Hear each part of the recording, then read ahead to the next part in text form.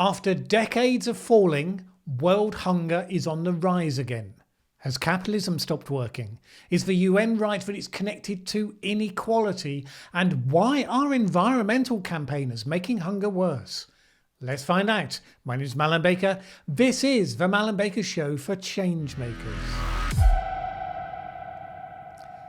If you've watched some of my videos before, you may have heard me make reference to the fact of how hugely successful we have been as a species over the last few decades in terms of social progress. Yes, the environmental impacts of that progress are clear and we have to deal with those. But very often the environmentalists on the left will say this is all the fault of capitalism. It's destroying the planet and doing no good whatsoever. But that's a very long way from being the full story. In actual fact, over recent decades, we've seen extreme poverty halved even as population has doubled. We've seen hunger decline accordingly. We've seen the stunting of children due to malnutrition decline. We've seen child mortality decline. So many indicators that we have transformed the lives of people across the world from our history, when poverty and a relatively early death was the norm for almost all people in all places. Now, I've made that case, and it seems a pretty robust one. But in the last 3 years, that fantastic progress we've been making on reducing hunger has reversed. Maybe it's a temporary aberration, but unless we look at what's actually going on, we won't know. So let's step aside from the simplistic sloganeering on the one side that says capitalism is all bad. Demonstrably, some of the achievements have been incredibly worthwhile. And likewise step aside from the simplistic sloganeering on the other side that suggests that capitalism is all good and therefore the positive progress in the past will simply keep going into the future, which is the straight line fallacy, the belief that any trend you see today will most likely simply continue. Okay, so what do we know? The most recent report by the United Nations Food and Agriculture Organization on the state of food security and nutrition in the world gives some of the basics, along with some prescriptions that I'm not quite sure I find 100% satisfactory, but we'll get to those in due course. As part of the Sustainable Development Goals, the UN set the target of zero hunger in the world by 2030. As we sit here today, more than 820 million people are still hungry. And there's a lot more whose situation is fragile and could easily tip them into difficulties, what the UN describes as food insecurity. Now, in previous reports, the FAO has highlighted two different factors that have been implicated in the trend towards greater hunger: the existence in several parts of the world of armed conflicts, and then also incidences of climate-related problems, weather, droughts or other extreme weather events that have affected crops and food production generally. This latest report looks at a third element that it also says is responsible, which is economic downturns. Well, that shouldn't be a huge surprise, should it? If the economy isn't doing well, then there's a chance you're going to see increased poverty and hunger as a result. The question, of course, is why the places affected have poor economic progress. You'd think that's something of an effect rather than a cause. But let's not paraphrase. Here's what the report says about causes. The world economy as a whole is not growing as much as expected. Conflict and instability have increased and become more intractable, spurring greater population displacement. Climate change and increasing climate variability in extremes are affecting agricultural productivity, food production and natural resources, with impacts on food systems and rural livelihoods, including a decline in the number of farmers. All of this has led to major shifts in the way in which food is produced, distributed and consumed worldwide, and to new food security, nutrition and health challenges. Well, so far so straightforward, but then there's this. Moreover, we see that economic slowdowns and downturns disproportionately challenge food security and nutrition, where inequalities in the distribution of income and other resources are profound. We'll come back to the inequality question in a moment, because that's one I find a bit fishy. So where are the problems happening? One of the things that the report points out is that many of the countries that suffer more from economic slowdowns are ones where their economy is strongly dependent on basic commodities. Countries that make most of their money from the sale of unprocessed foods or raw materials have greater exposure when you get a worldwide drop in commodity prices. Geographically, it pans out like this. Hunger is on the rise in almost all African sub-regions, making Africa the region with the highest prevalence of undernourishment at almost 20%. Hunger is also slowly rising in Latin America and the Caribbean, although its prevalence is still below 7%. In Asia, Western Asia shows a continuous increase since 2010, with more than 12% of its population undernourished today. One of the challenges in understanding the data from the FAO report is that it pussyfoots around sensitivities by generalizing. You heard it say there that hunger is slowly rising in Latin America, which sounds generally widespread, a continent-wide problem, albeit at a lower level than Africa. But is it? Really? Here's Brazil, and Chile, and Peru. Now here's Argentina, which has been having a few problems recently economically, so far the only one showing the trend. And then there's Venezuela.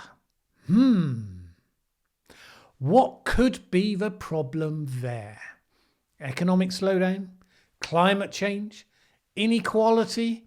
Or could it just be that socialist government providing a solid alternative to dreadful capitalism? Since Maduro came to power in 2013, the number of people in Venezuela that were undernourished rose from 6.4% to over 21% in 2018. The Maduro government has been accused of skimming off hundreds of millions of dollars from the food program, which obviously can't be happening because socialism governs benignly on behalf of the people. I've been told that it does anyway. Last year, the US imposed sanctions against Maduro's three stepsons for their alleged role in that specific instance. Now, Maduro has denied that there's widespread hunger in his country, which just reminds me of those various dictators who swear that there are no homosexuals in our country. But the total absence of hunger doesn't seem to be confirmed by the stories told by the 4 million Venezuelans that have fled abroad, which is obviously a thing that happens when you're living in a socialist paradise because, you can have too much of a good thing, I guess. And this is a big part of the challenge with the FAO report. If you do a word search on the whole thing, the full detailed report, the word corruption is not mentioned once. And yet demonstrably, corruption is a significant part of the story here. The authors talk about the evidence that inequality plays a big part. Countries that have higher inequality show more evidence of hunger. But it's not inequality, is it really? I mean, in the UK or the US, you might moan about inequality, and plenty of people do. But really, when it comes to hunger, it's not about the fact some people have a lot. It's the fact that the people at the bottom don't have enough. The inequality isn't the issue, it's the level of poverty at the bottom of the scale. And this is one reason why you see very little hunger in the US and the UK. And of course there are some people in extremely difficult times, I'm not suggesting otherwise, but compared to the countries that we're talking about, ultimately many of the richest people in those countries, not all, but many of the richest people are those who started businesses or provide the capital for businesses or run businesses. Those businesses create thousands of jobs. They employ people and the wages they pay raise people up in their standards of living. And the more businesses there are, the more jobs are created and the fewer instances of hunger there are. Particularly since those businesses pay taxes and the employees pay taxes and some of that money goes on to provide a safety net for those who, for whatever reason, fall on hard times. So that sort of inequality from the US and the UK and others, that's not what we're talking about here. Let's put it another way. If you look at the top 10 countries for hunger in the world at the moment, and if you look at where they sit in the Transparency International Index for Corruption, you see Yemen, 177th out of 180 on the corruption index, Afghanistan, 173rd, Haiti, 168th, Chad, 162nd, Madagascar, joint 158th, along with Zimbabwe, Central African Republic, 153rd. You get the idea. Only the 10th one on the list, Timor-Leste, falls below the 100 out of 180 at 93rd, and it's in a bad way because of recent conflicts, as well as a variety of other factors. These are not countries where the issue is inequality. These are countries where many of the rich got that way by siphoning money away from ordinary citizens in every way that they could. Like Zimbabwe. There's a drought, but we've seen plenty of droughts and we've been able to support the populations to get through them. Generally, to get really bad consequences, you need drought coupled with human corruption or incompetence. According to recent ambassador to Zimbabwe, Harry Thomas Jr., it happens when its leaders take all of the money that they earn through selling minerals, as they should, gold, plutonium, they're a very wealthy country, and put it in their pockets. And you have to think, they had over 1,300 dams. They're no longer maintained. The wells are no longer maintained. People are digging boreholes to get water. Is that the only story? No, of course not. There are complex issues, always in these various situations.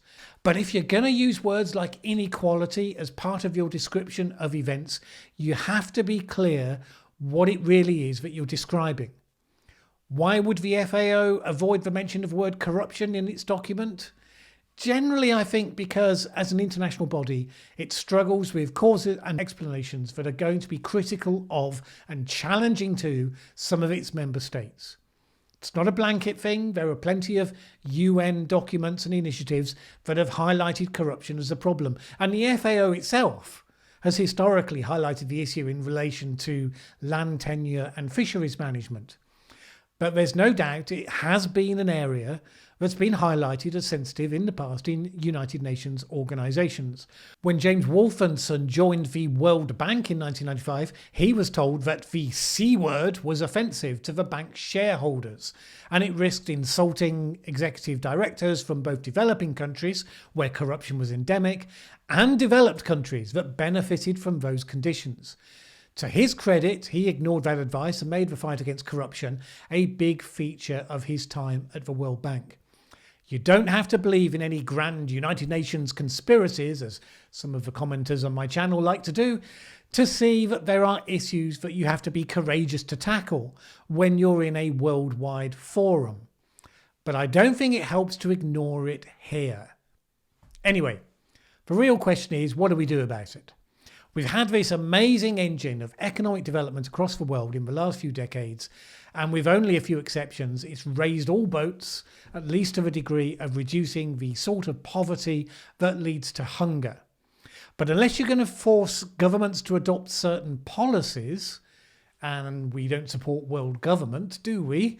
Then the situation will arise where certain countries either follow old-style socialism that has time and time again had the consequences of impoverishing people, or they will fall into the hands of the brutal and the corrupt, and then a lot of the money that should have been spent on the basic infrastructure that underpins a successful economy instead goes into the enrichment of the worst people that you can find. Simply throwing money at those countries intended to help lift the poor out of poverty ends up adding to the size of the ill-gotten gains. In terms of the FAO recommendations, they suggest that countries follow what they call counter-cyclical approaches. In other words, when times are good, invest in the stores and the infrastructure to help to be more resilient when times are bad. They discourage tariffs and subsidise food to protect local markets, but argue for some investment in social structures to provide a safety net for the poorest people. And they quote the success of Kenya's National Safety Net programme. That's great advice for countries that are well led by people with integrity. What else do they suggest? One thing is, naturally enough, to solve problems that exist in the physical availability of food, principally increasing the productivity of poor farmers. Now, you think that'd be a fairly straightforward area? We could just identify what we need to do to increase crop yields and get on with it, working in partnership with the poorest farmers whose lives they will benefit, because we've learned that it's always better to work in partnership rather than come up with solutions over there and then come over here and do them to the intended beneficiaries. But it's not that simple. And at least part of the reason is Western environmental campaigners. Indeed, Bill Gates goes so far as to suggest that the ideological eco-campaigners are threatening the fight to end hunger. And this is because they insist that genetically modified crops, however useful they might be, cannot be used in Africa. Gates said this: "Some people insist on an ideal vision of the environment. They have tried to restrict the spread of biotechnology into sub-Saharan Africa without regard to how much hunger and poverty might be reduced by it." The Gates Foundation has been channeling funding into projects like legumes that fix nitrogen in the soil, higher yielding varieties of sorghum and millet, and new varieties of sweet potato that resist pests. It's working with research partners on drought-tolerant maize using both conventional crop breeding and biotechnology, and it's committed to the seeds being available to poor farmers for no additional charge. Now, you'd think that campaigners concerned about climate change would be in favour of such moves, but in a number of cases, apparently not. Campaigners also oppose innovations like yellow rice that's been modified to have added beta-carotene to solve a deficiency in many diets that leads to a lack of vitamin A, potentially resulting in blindness. And this is where you have to really push back hard against the people who say there's a climate emergency and we should be prepared to do extraordinary things, but they aren't even prepared to question their own ideological sacred cows, even when they seem to be standing in the way of addressing the problems that they most dramatise. One of the most important things you can do is give a child good nutrition in the first couple of years of their life. Even in the face of difficult environments where there's corruption and unfavourable climates where crops are struggling, that should be a problem that we could solve if we're allowed to remove the barriers to it. So anyway, what there doesn't yet seem to be is any kind of proof that worldwide the whole poverty reduction process is shifting into full-scale reverse mode. Most of the things that brought the poverty line down still apply. Basics of capitalism still have the benefits, and of course also the environmental side effects that have to be dealt with. What we've done, perhaps, and this is my speculation, is to hit a line where you can't go further without either interfering in countries' rights to self-determination or significantly improving the quality of some of the staples available to the poor. Maybe both. You can't get to zero hunger in the world unless you're going to say that you should be able to stop the worst dictators from starving their own people. I covered in a previous video the fact that the majority of famines in the last few centuries of human history were basically human-caused. Tragedies like Mao's Great Famine, for instance. There are things that can be done to try to influence such situations without going into the tricky territory of imposing on national government rights. But one of the best ones must be to improve the varieties of crops grown to better survive the hostile conditions, to be more nutritious and therefore more able to tackle malnutrition. If a dictator doesn't care today about the meagre rice that you eat, they shouldn't much care either if that rice is actually nutritionally better. Anyway, those are just some thoughts of mine sparked by the latest FAO report. There's lots more to say, of course. It's a big and important area. Feel free to let me know what you think in the comments below.